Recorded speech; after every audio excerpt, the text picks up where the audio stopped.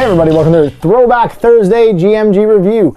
I'm going to take a pause on my White Dwarf series and actually dive into something a little bit different. I've had role-playing games on the brain as we are prepping to play some Dungeons & Dragons here in the studio, and I thought it would be fun to take a break and take a look at two actually different books back to back that are very deeply related and actually really influential on the world of wargaming. And the one I'm going to start with is Warhammer Fantasy Roleplay. Now this is the 1986 first edition of the book. I got this in a used bookstore probably, 10 years ago, I think. Yeah, there's 25 bucks for it.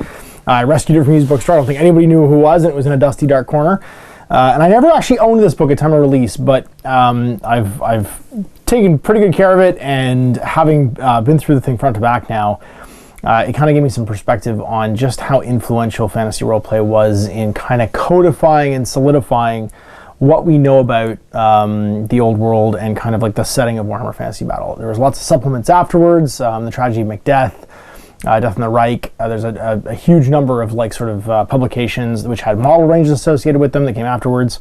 And this coincides with the second and third edition of Warhammer Fantasy Battle, where the world of Warhammer Fantasy kind of took shape. And more importantly, Citadel Miniatures had taken over the Games Workshop imprint and was sort of building a brand. So this is kind of really pivotal in the time. This is 86, so 83 is when the publication White Dwarf changes hands. The full ownership of the company gets transferred over. The studio transferred over to Nottingham, and the game company basically becomes an amalgamation of Citadel and Games Workshop. And so this publication is pretty important. There was no role-playing game under the Games Workshop logo at that time, and so this book brought that about. The sort of the codifying then of like where cities were and who the gods of the old world are and all that stuff. Even who the chaos gods are. This predates Lost in the Name and Slaves of Darkness, and they're actually referenced in this book as an upcoming publication when you get to the Gods of Chaos. And not all four Gods of Chaos are actually even in this book, because the supplements for Realms of Chaos were actually designed to be fully compatible with this, on top of being fully compatible with Warhammer Fantasy and Warhammer 40k. So just to kind of go through the liner notes here, you can see, this was 1986. John Civic was in charge of the publication. Game design development, we have Richard Hallowell, Rick Priestley, Graham Davis, Jim Bamber, and Phil Gallagher. And then there's a campaign in here, the Oldenhaller contract, written by Hallowell and Graham Davis. Now the editing's Paul Cockburn. All additional materials by some pretty august names: Brian Ansell, Jervis Johnson, Alan Merritt, and Paul Vernon. And then additional editing and stuff by Jim Bamber, Simon Forrest, and Phil Gallagher. Cover artwork by John Civic. That's why he's in here in the first thing here, cover painting. And then the interior illustrations are mostly by Tony Ackland, diagrams by Dave Andrews, and the additional illustrations are John Blanche, as you can see, of course, classic John Blanche, John Civic, Colin Dixon, Jez Goodwin, and Dave Andrews. And John was the art editor at that point. Production manager was Alan Merritt, and development manager was Jervis Johnson. And who else do we have here that's getting additional thanks? So special thanks to Kev Adams, Jez Goodwin, Ali Morrison, Trish Morrison, Bob Naismith for ideas and help developing the production of the book. And this was produced in-house by the Games Workshop Design Studio. So this is a pretty seminal piece of literature. Even just the opening imprint is incredibly dark. It's about a group of young adventurers getting put together by a hidden lizardmen. And lizardmen weren't good guys at this point.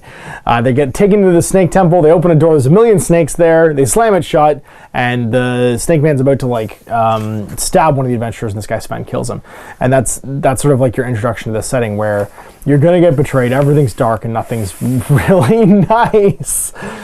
It's all in, if you can't really feel this, but you can probably see on camera, it's aged, it yellowed a little bit. It's on almost a newsprint, like a heavy newsprint. And it's all black and white with the exception of one color sheet, which actually stands out really strongly now over time, because it's in glossy. Actually, sorry, there's two color sheets because there's a back-to-back. There's one of miniatures. This is some of the Warhammer Fantasy Roleplay character models. So you can see there's a dwarf, a hobbit, a magic user, poacher, all these different sort of like jobs you can start off in. Marksman, thief, magic user, cleric, fighter. So beautiful miniatures. Actually, I'm wondering, that is my favorite one right there, the Clint Eastwood one. What number is he? Is he number 6? Yeah, he's supposed to be a forest. Is he bounty hunter? No, I think he's a forest. No, he's a bounty hunter. The man with no name. The Clint Eastwood miniature is one of my favorites. And I don't think I have any of these. I have the talisman versions of most of these. Yeah, I don't have any of you. but just some gorgeous old miniatures. And then the second color section, sorry, they do both pop out. This one's another character diagram. You can see of baddies and characters, like the Famirs and stuff, and then an outline of like who they all are. And I think each of these is like a twofer, so I think the last one is the characters. Oh no, never mind. There's actually a Demon in the Glass, which is pretty cool. Shadows of Bergkamp, there you go. So Will Reese's campaign, and I think the player characters are in here somewhere. But they're all kind of back to back to each other. Yeah, so you can always, they're kind of like evenly spaced. I don't know if this is, where is this place supposed to be? Der Fiend Srinnen, oh, I don't know. It's Standing Within by John Blanche. It's a nice nameplate. I think this is the characters one. Nope, it's the Old World. Oh, there's a map of the Old World. Oh, there's one of these is characters. Maybe it's right at the beginning. Maybe that's why I bumped over, or maybe I missed it. But there's one of these is all of the like sort of like just illustrations of character models. Let me see if I can find it. I can just draw all the color sections at the same time. There it is. That's what I was thinking of. So you can see all the characters, including like a Conan style barbarian. And then over here again, the diagram of who they are. And so yeah, so we have like a huge amount of information in here. It is fairly different from traditional role-playing games. That's why I actually want to do this back to back. I'll tell you the book I'm going to do it back to back with because it's a sister publication that happened much later, 15 years later actually. No, 14 years later, 15 years later, 14 years later maybe. I think 14 years later. I'll have to check. We'll check when it comes up, but I'll show you at the end. I'm not going to spoil it. I use a percentile table, but it does use the standard fantasy sort of like stat line too at the time. So we get our introduction using the rulebook. You're not going to use miniatures all the time, but you might use them for showing where things are. And then the action, explaining what a GM is, a game master, not a DM, a GM, because the DM term was fairly contested actually, because the dungeon master was a TSR term at the time. So most people used game master instead as a generic term. And then you're using all the standard D&D dice, but the game ran primarily on percentile list, which is the 2d10. So I have some dice here. I'm actually going to make a character as we go along, just to kind of show how it works. Because the character creation was pretty unique. Now, the one thing most people remember about Warhammer Fantasy Roleplay is just how incredibly like dark and depressing it is, and the characters just died. And that's a pretty accurate representation of the game. Your stats were, your movement was in yards, which is interesting. So an average human has 4 yards per turn they can move. A horse is 8 by comparison, so it's almost fantasy movement. They're just going 1 to 1. Weapon skill was a D100, so 1 to 100. Bliss skill, same thing, 1 to 100 for your percentile. Your strength was between 1 and 10, so it used a fantasy style strength profile. Toughness is the same thing, 1 to 10. Wounds is fantasy as well. So most humans had started with a wound and had at least 6 wounds, and then the single digits were the individual wounds. So you use like a fantasy style wound system. Your initiative, again, 1 to 100. Your attacks, 1 or more based on level. Your dexterity, 1 to 100, and then your leadership was 1 to 100. Your intelligence, cool, willpower, and fellowship. Now, most of these do what you think they do in Fantasy Battle, but the one that wasn't in Fantasy Battle was Fellowship, and that was basically your charisma. It was a way of saying charisma without saying charisma. It was how you got along with other races and like your persuasion and stuff as well. So leadership was ability to lead others, intelligence was your book smarts, cool was your ability to stay sane under pressure, willpower was magic typically, and then your fellowship was kind of how you obtain information and use your charisma. So zero level statistics, some people have a 0 level statistic. So now your profile typically was based on your race, and of course your first thing you would do is pick a race. Let's say I'm going to be a dwarf, because it's me, I'll be a dwarf. Why not? You're going to have a D2 plus 2 for your movement, because you're slow. 2d10 plus 30 for your weapon skill. 2d10 plus 10 for your bliss skill. D3 plus 1 for strength. D3 plus 2 for toughness, because you're pretty tough. D3 plus 5 for wounds. So you have more wounds than almost everybody else except for man.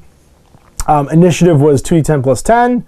So you're getting the slowest of the bunch. 1 attack, based on level, starting level. 2d10 plus 10 for your dex, 2d10 plus 40 for your leadership. Intelligence plus 2d10 plus 20, 2d10 plus 40 for your cool, and then plus 40 for your willpower. And then your fellowship was 2d10 plus 10.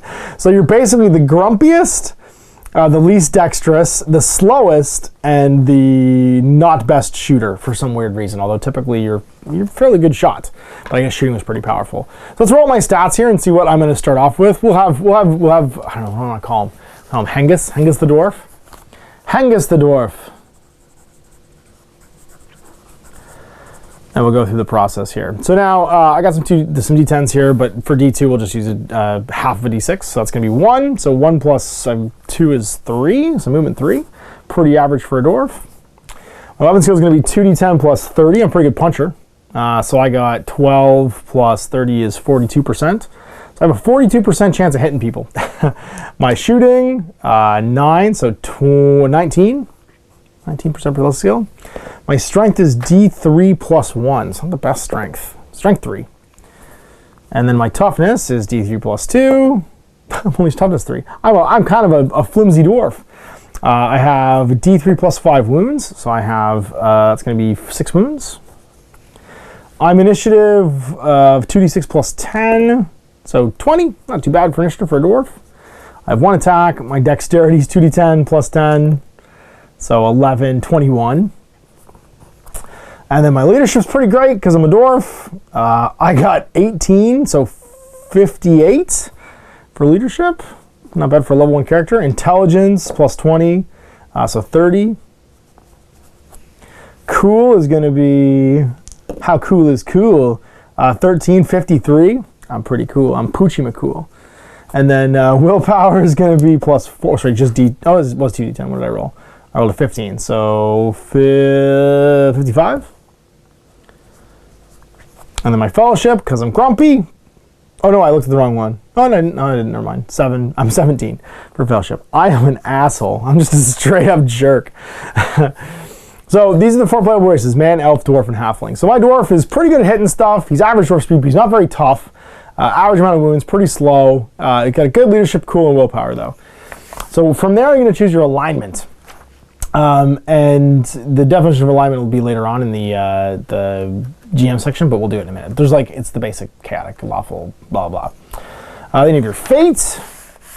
Dwarves start with D3 fate points. So fate and destiny are basically your nudges. You can use fate to do stuff. And what's interesting is later on fate ends up in the Lord of the Rings game as a concept. So it's one of those things where you can use it to basically affect things.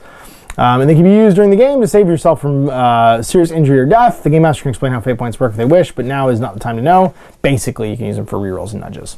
So I have D3 fate points. I got 1 fate point. I'm not the luckiest dude in the world. But actually, typically, humans are luckier, D3 plus 1. Elves are less lucky, D3 minus 1 to a minimum of 1. And then halflings are typically the most spike high luckiest, which is well, I guess they have D4. They could be as lucky as a human. Then you get your skill charts. So when you get there, you're going to pick based on your class thing, what your skills are, and you're going to get a random allotment of skills, basically. You're going to roll to see what they are. And so a dwarf, for instance, who's a warrior, you'll roll to see what his skills are and consult them. The following chart, once the players determine how many skills the character has, you're going to see skills above. Roll D100 and see what they have. So for humans, dwarves rather, all dwarves have mining automatically. If the character has 2 or more initial skills, the second will always come from smithing or metallurgy with an equal chance of each. Any remaining skills should be diced for using the skill charts. So once I pick what my class is, I'm going to have mining and smithing and metallurgy, basically, as my starting ones. And then I get to roll on whatever my class chart is after that. Now you can't pick certain classes except for if you have certain stats. So a warrior has to have a weapon skill of at least 30. So you can't be a weak warrior. A ranger has a bliss skill of at least 3. So I couldn't be a ranger because I'm only bliss skill 19. A rogue, the character must have an initiative of at least 30, so I can't be a rogue. And then academics, the character must have an intelligence of at least 30 and a willpower of at least 30. So I'm intelligence 30 and I'm willpower 55. I could actually be an academic. So my choices right now are academic or warrior, which is kind of interesting. And then we get into determining your career. So there's broad career. This is basically where I came from before I decided what I wanted to be. So I could be a warrior, a ranger, a rogue, or an academic. I'm gonna just freestyle and go academic. Let's see if I'm not the dumbest kid in the class. I'm not that tough of a dwarf, so maybe I'm really good at book smart stuff. So I roll on the table here. I could be an alchemist apprentice, an artisan's apprentice, a druid. I can't be a druid actually. Sorry, an herbalist or a hypnotist. But I could be a engineer, an exciseman, initiate, pharmacist, physician, student, scribe, seer, student, trader, or wizard's apprentice. So let's see what I get. I got 5%. So I'm an alchemist's apprentice. So hang as the dwarf. I'm an academic, which is my career class. And then I was an alchemist's apprentice before I became a dwarf adventurer. Oh, freestyling it. So now I have to go and look up what I became. The rest of this like additional stuff is sort of like not that important, but when you find out what your career path was, you get bonuses. So I automatically get +1 wound, +10 dexterity, or +10 intelligence. So I got +1 wound, so I got 7 wounds now. Weirdly, my dexterity goes up because I guess I'm handling explosive materials, so I got a dexterity 31. And this is why you can't go backwards and choose your class later on, because you get these boosts. And then my intelligence goes up by 10. So I'm actually intelligence 40, so I'm pretty smart. I'm not the dumbest dwarf in the brewery. The only way to become an alchemist is by serving as an apprentice. All too frequently, however, they die and are badly treated and unpaid. And they spend much time scrubbing floors and running errands. But very few stick out to actually become alchemists because it's just a bad life. So my skills are brewing, evaluate, rewrite, and a 50% chance of chemistry. I have no trappings. And the career exit, I can become an alchemist, a bawd, a charlatan, a counterfeiter, an entertainer, like a bunco artist, a grave robber, or a prospector. So basically, your careers out are where you decide to go afterwards. And so yeah, maybe I've got the 50% chance of chemistry. Did I get it? It's going to be a 43, so yes, I did. So I have chemistry, brewing, evaluate, read and write, and I have no extra. Trappings are like equipment and stuff that you come with. I don't have any of that stuff. But you can be all kinds of things. You can be a bounty hunter, you can be a coachman with a gun, a boatman, a beggar, a bawd, a druid, an engineer. You can even be like a rat catcher, a footpad, gamekeeper. I got like the least exciting one. Hypnotist, jailer, hunter, herdsman, militiaman, minstrel, mule skinner. And I kind of like the fact that you could pick, but there's also the option of kind of freestyling it and seeing where you came from and then just rolling for it. That makes me happy. You can be a protagonist. I'm a protagonist. I go and help people. It's what I do. I'm a nice guy. A pilot. A rat catcher. There he is, the rat catcher. And so as you go through all these classes, basically then you can progress in levels and all the usual stuff. So here's all your skills. How are they used? What are they used for? Your percentage chances of doing them. So they give you little bonuses.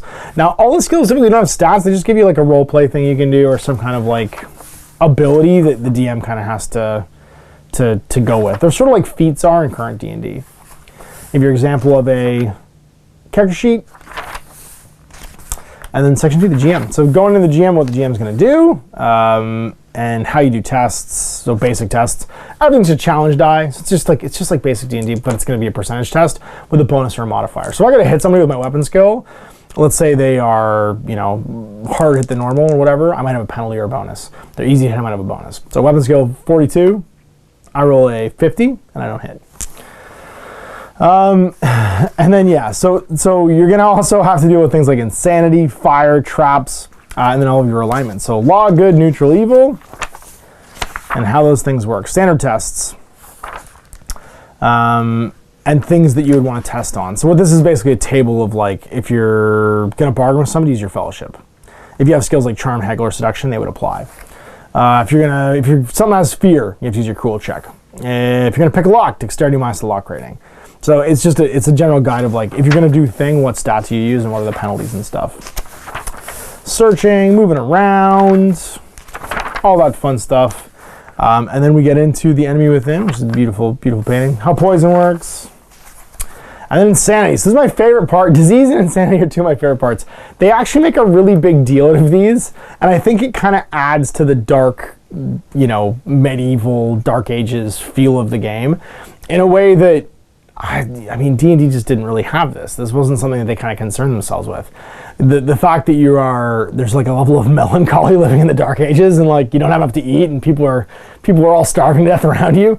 You might see something that just completely blows your mind. It was more of a Call of Cthulhu thing. It wasn't in D&D, and this kind of ported it in. Contracting diseases. So common diseases. You might catch the Black Plague. You might catch the Red Pox, the Tomb Rot.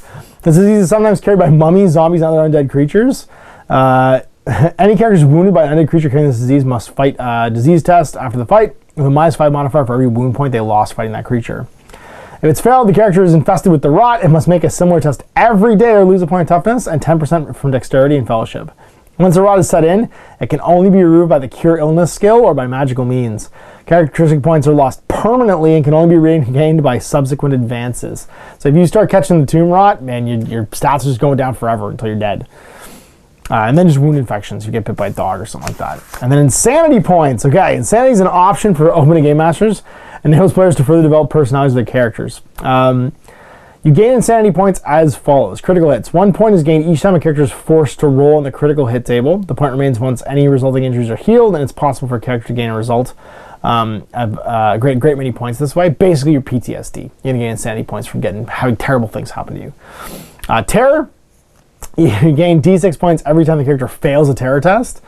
Deliriance. Insanity points can be gained by a result of a deliriant potion. So basically PCP, if they hop you up for PCP. Other just discretionary ones.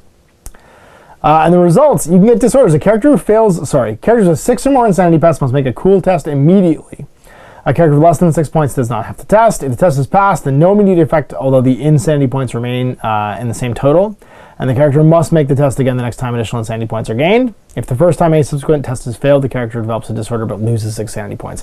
So basically, you fill up insanity points until you get to 6. You make a test, and if you pass the test, you're okay, but you still keep gaining points, and then every time you gain a point after that, you'd make another test.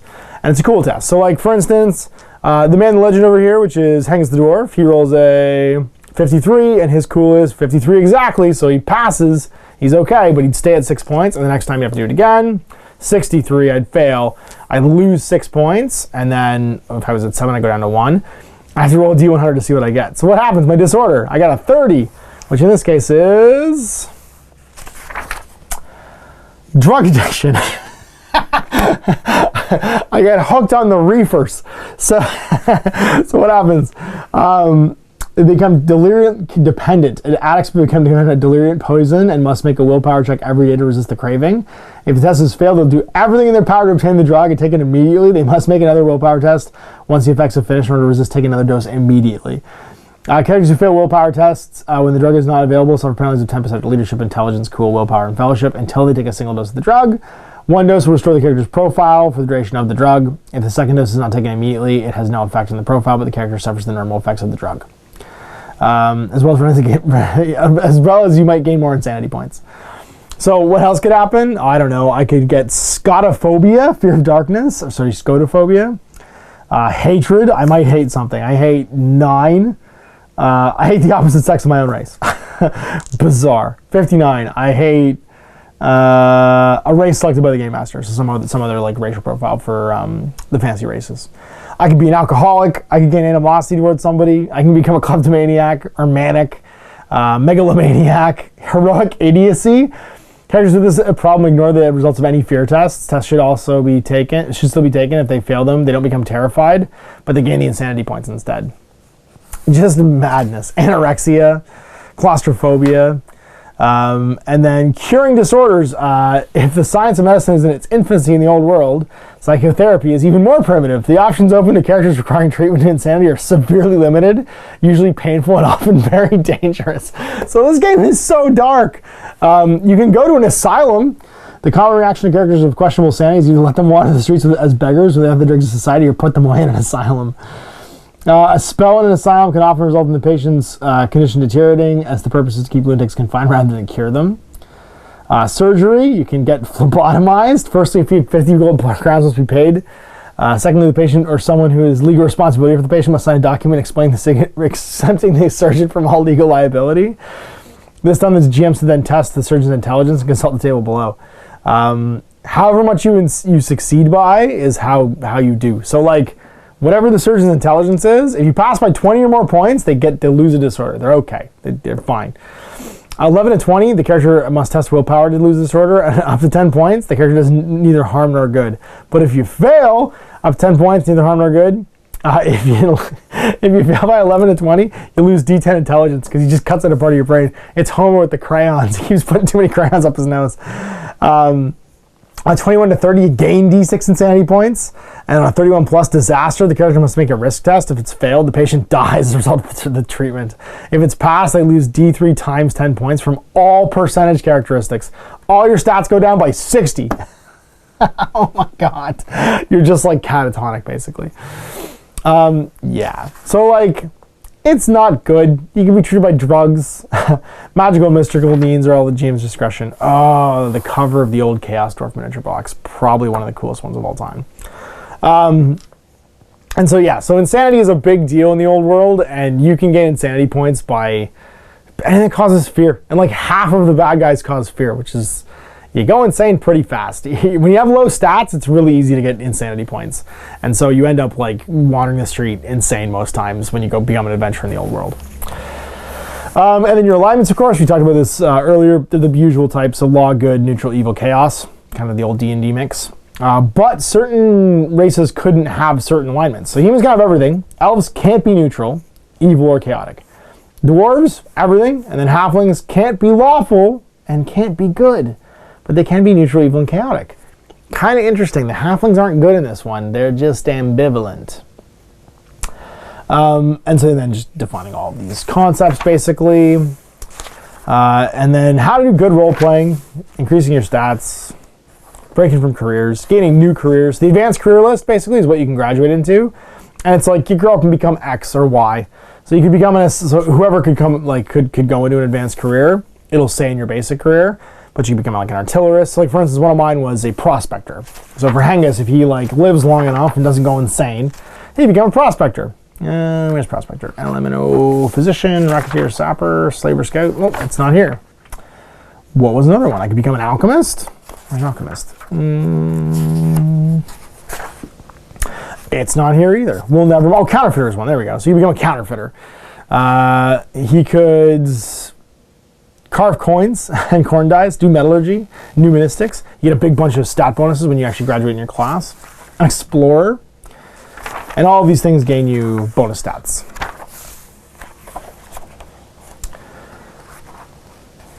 And then things like how to write an adventure, creating random treasure. So like if you're going to be in a different place, what kind of treasure could be there? So like a workshop, it could have specific items for that kind of trade.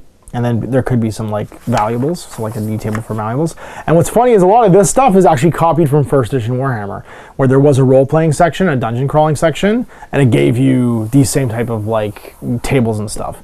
So they did carry some stuff forward from original Warhammer into this book, and a lot of it was the how do you make an adventure, sort of like random chart stuff.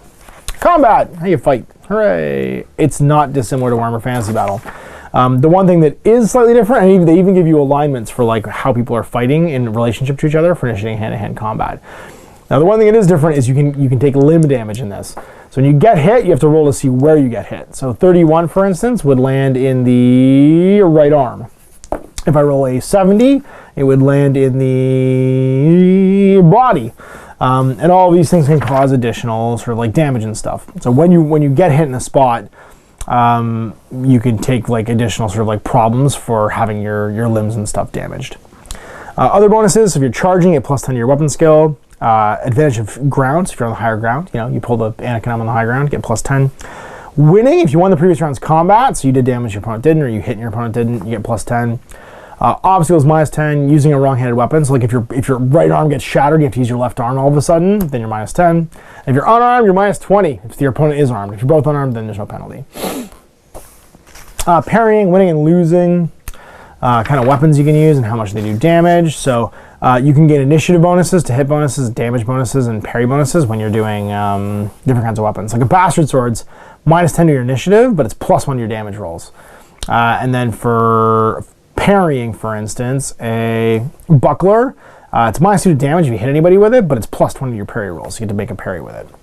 And it's kind of a neat like trade-off basically of like weapons. They don't just do like a damage die, you know what I mean? Like in most games like D&D, it's just like this is the bigger dice that you use for how much damage you do. And this one actually gives you advantage of like initiative and combat and stuff. So it's a pretty like robust combat system in that what you're carrying is actually kind of important, and it does differentiate different like loadouts. So it's not just this is the highest damage sword I can carry, so this is what I take. It's more this adds to my initiative. This gives me a better like way of doing damage. I already have a high initiative. How do I take this out for my character and stuff? Armor points. So basically how much armor you can put on each location. So like a shield just covers your whole body because it's you defending your whole body with it. Mail shirt on your body if you get hit in the body. Breastplate on your body. Bracers for your arms. Leggings for your legs. Helmets for your head. and they'll reduce damage. So whenever you take damage on armor, it absorbs how much damage you can take. And then your crit hit chart. So if you get hit critically, the additional damage you can take. So you do a critical hit. I think a critical hit is exactly, where is it? Target can absorb damage up to its wounds. Without penalty, this character represents a buffer level, and only one of this has been destroyed as real damage occurred. Damaging blows which exceed a character's wounds total are referred to as critical hits, and often incapacitate or kill the target. Critical hit chart uses to determine the effects of a blow. For instance, 5 points of damage caused to a character with only 2 wounds remaining reduces the character's wounds to 0 and causes a +3 critical hit. When a character takes a critical hit, consult the appropriate table on the critical hit column and roll D100. So I rolled a 14, and that's, let's say it was a +1, 2. Once the root wound total reaches 0, it never goes below this figure. Additional wounds are checked to this critical hit table. Occasionally, a character will receive critical hits. And then this refers to as sudden death. Wounds received in this way are not cumulative. The character's wounds total stays at 0, but all subsequent damage is simply an indication of the column to be checked on the sudden death table. So you're basically rolling to see if you die all of a sudden. And then if you get a critical hit, so this is like the percentile of it happening and then what it is. Your opponent, so like a D6, a critical hit the arm, 4. Your blow strikes your opponent's hand, dislocating the wrist. Anything held in that hand is dropped and the hand is incapacitated until medical attention is received. Let's say you got critical hit in the, it's a 16. Oh, that's right, it's a D16. So how do we randomize that? I can't remember. 2D8, I guess? No, it goes to 1. Oh, no, it's the number. Sorry, that's right. It's the number on here. So if I got critical hit and I rolled what? I rolled a 15. So I got a +1, so it's a 2. I got your blow skins your opponent's knuckles painfully, but not seriously. The arm is used normally, but anything held in the hand is dropped. Let's say I got hit in the head this time, and I rolled a, that's not flat, try that again. I rolled an 82. So 82 at 1 in the head is a 16. It's all the way. Your opponent's head flies off in a direction, landing 2d6 feet away. You just killed him with a critical hit. Bad things can happen when you get critically hit, depending on how much damage you do. And then, yeah, so like rules for matter to combat. The sudden death critical hit system. As long as convenient to work out the critical hit details for each and every creature. So if you don't want to do a like detailed thing, you're fighting a goblin, you critically hit it, you just roll. So like you got +2 wounds on its overkill, then you just roll. And I got a 72, so 72 is 15 plus, he's just dead. Like I just killed him. Stuns, mana combat, non-humanoid folks, so big people that are hard to fight because they're giant. Shooting, and then shooting modifiers, of course, small targets, firing mounted, extreme range, how much damage they do, your weapons, staffs, and then on to section 4. Oh, and how you get better too, healing and stuff, medical attention. So how to heal terminal bleeding, like if you're in the dying state or whatever, broken, dislocated limbs, amputated limbs. Where is it? Yeah, amputations are bad. don't get amputated. And then in the magic system is pretty much as you'd think. You have a magic level. Each spellcasting career is graded by levels, 1 to 4. 1's the weakest, 4 is the most powerful. So kind of like in 6th edition fantasy where you had up to 4 levels of magic.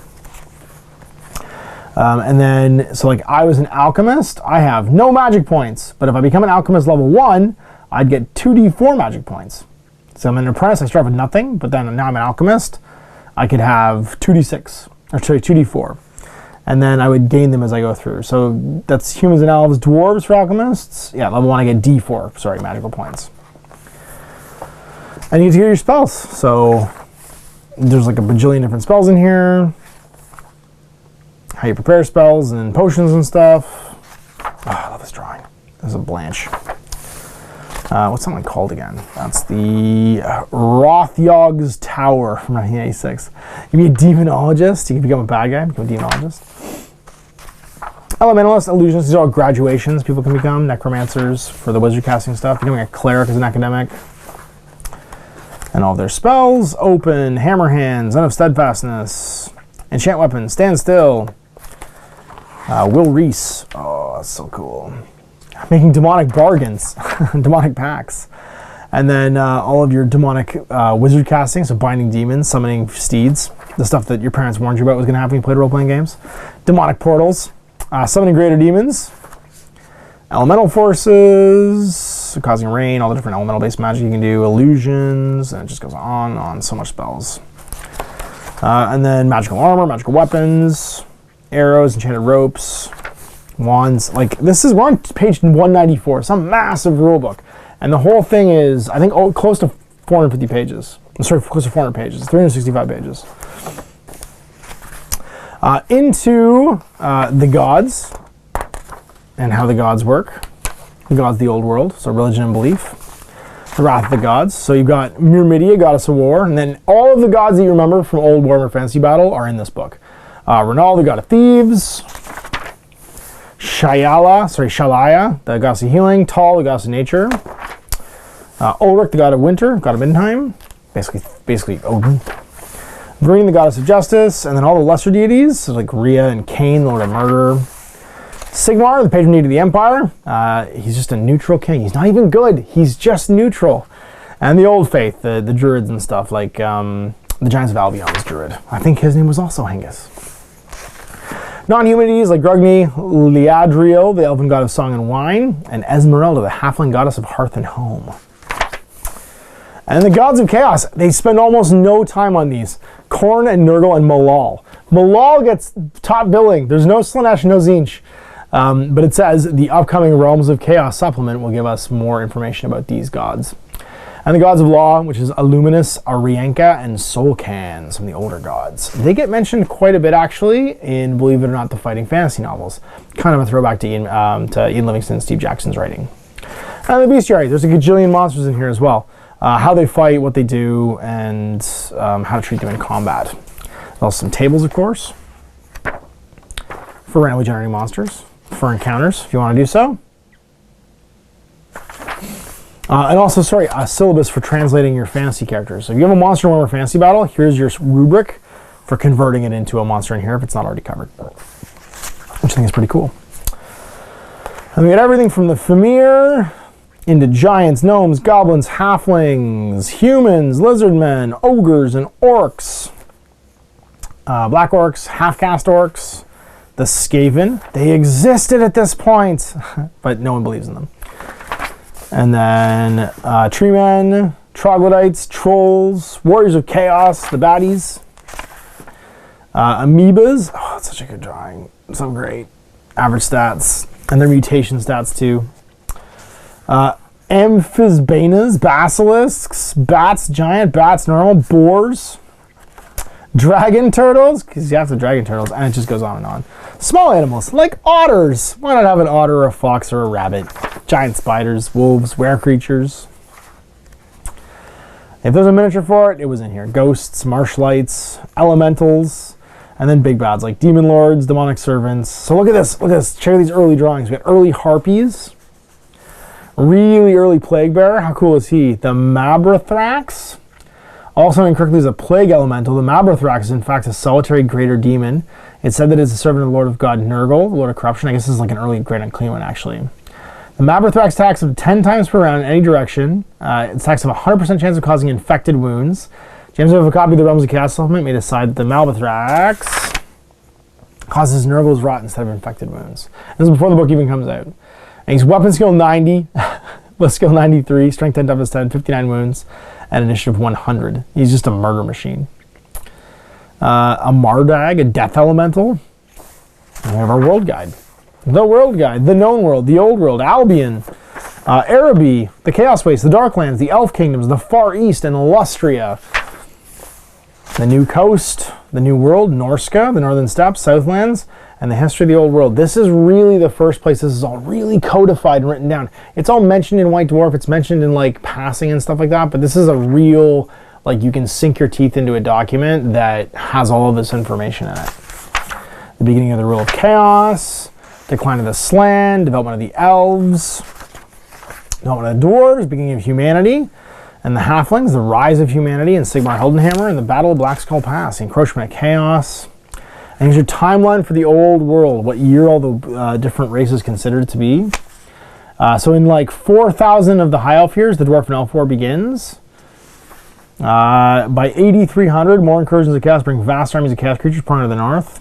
Humanity and the Norse dwarves repulse the invaders, but at great cost. The Emperor is reunited under Magnus the Pious. So that's, the Dwarf and Elf Wars begin. 4,300 years later, Magnus the Pious rebuilds the Empire as the Norse dwarves and them repulse the Chaos And then 4,500 years later, the world as it is today, exploration continues, and the incursions of chaos are becoming active once more. So it's like, madness. you're talking about a timeline that goes from negative, it's 10,000 years basically, negative 1,500 from the elf years up to 8,500. And then all the geography, where everyone's living, nice big map. The Great Western Ocean, so this is the Old World, and you can see literally it's just a map of our world. So there's North America, there's South America, Africa, the Southlands, Cathay, the Steppes, the Darklands, and the Southern Chaos Wastes, which is where Antarctica is basically. But Albion, of course, England, and the Old World is just Europe. So it's literally divided up as Europe, and they didn't even try and change it. It is what it is. So you have Estalia, right? The Black Mountains, the Border Princes, Talea, which is Italy. Up here you have Bretonnia, which is France, and the Empire, basically Germany. Austria, Germany, the whole Austro-Hungarian Empire. And up north, the Sea of Claws and Troll Country. Once you get up north, towards Scandinavia, it's all Troll Company in the northern wastes. Oh, the 80s. And then yeah, so you get a breakdown of every single kingdom. So the Estalian kingdom's got a breakdown, and look at how much there is: Kislev, the Wastelands, the Empire, and on and on and on. Tons of background. Costs of things, like what does armor cost to buy? Everything from like a cooking pot to household clothes, different currencies. And now we're in the adventure, the Olden Huller Contract, and that gets its own. It's 298, almost 65 pages of adventure, which is just amazing. And I'm not going to ruin it in case you ever want to run it, because you never know. Maybe we'll run this someday. And we get some baddies. Oh, look at these great miniatures. Do I own any of these? I think I own that one. I wish I had these Chaos Dwarves. I know Chris has both these Skaven. And he has this Ogre. Yep, Scrag the Slaughter. The original Scrag the Slaughter. And then Grim Gunderbald, who's also sometimes known as Slambo. Right here on the page. But just fantastic miniatures. The Troll's fantastic, Hobo Firebreath. And these collections were often done as a single box set. You buy them as a collection or mail order them as a single collection, so you can do the adventures and have all the characters that you needed. All the episodes of the thing, you get your maps for all your dungeon crawling and stuff too. What's that? Decapitated robed male corpse, Trail of Blood. I love these maps, it's amazing. The Anteroom. Map 3, Map 4, and then your starting characters, some example characters if you want to use them. And then the typical buildings of the Old World. So how buildings are laid out. So if you want to just use these maps to give you an example of what you're going to write in your adventures, perfect. Things you can find, and then this is like a quick reference basically of all the things in the game, from your classes through to spells and your career paths and stuff like that too. And that's it. Photocopiable character reference sheets. And then an ad for Don't Let Chaos Catch You Unawares. Join the Warhammer Fantasy Roleplay mailing list. Sign up for the mailing list. Please enroll me in the Warhammer Fantasy Roleplay mailing list. My name, my address, my age. I purchased this game from Tickbox. Mail order service, specialist hobby store, hobby game convention, or a bookshop, or a high street store. My 4 favorite games are blank. I think that Warhammer Fantasy Roleplay is, please Tickbox, amazing, good, average, or dull. I do or do not collect miniatures. I do or do not own Warhammer Fantasy Battle rules. Delete is appropriate. I think the Warhammer Fantasy Roleplay rules are too complex, just right, or too simple. What a great thing. And then here's your postage free. Postage will be paid by licensee. You fold this over and then you send it postage free basically as a survey. And here's that actually folded up.